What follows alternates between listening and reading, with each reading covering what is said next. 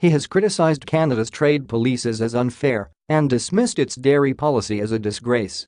Now, Donald Trump has reportedly added a 200-year-old battle to his litany of complaints against the United States' northern neighbor. During a touchy phone call last month to discuss looming steel and aluminum tariffs, Canada's Prime Minister, Justin Trudeau, reportedly asked how Trump could justify the new duties on national security grounds.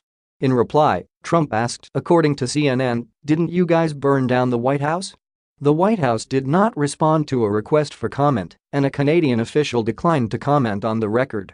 The White House was burned by British troops in 1814 as part of a failed invasion of the mid-Atlantic, more than 50 years before the signing of Canada's Confederation paved the way for the country to become independent.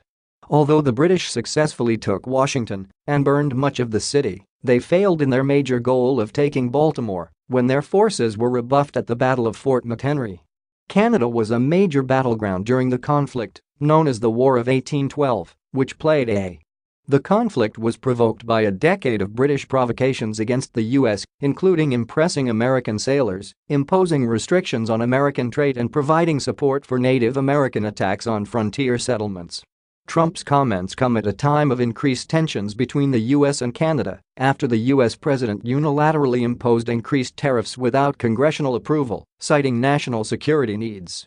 The border between the U.S. and Canada has been demilitarized for 2 centuries. Trump's justification for the new duties has provoked outrage from Canadians.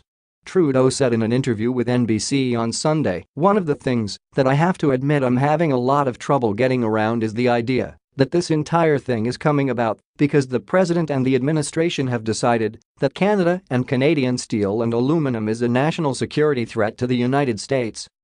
Trudeau also noted the long history of military and diplomatic partnership between the countries. "Our soldiers had fought and died together on the beaches of World War II and the mountains of Afghanistan and have stood shoulder to shoulder in some of the most difficult places in the world that are always there for each other. Somehow, this is insulting to that," said Trudeau. The idea that the Canadian steel that's in military vehicles in the United States, the Canadian aluminum that makes your fighter jets, is somehow now a threat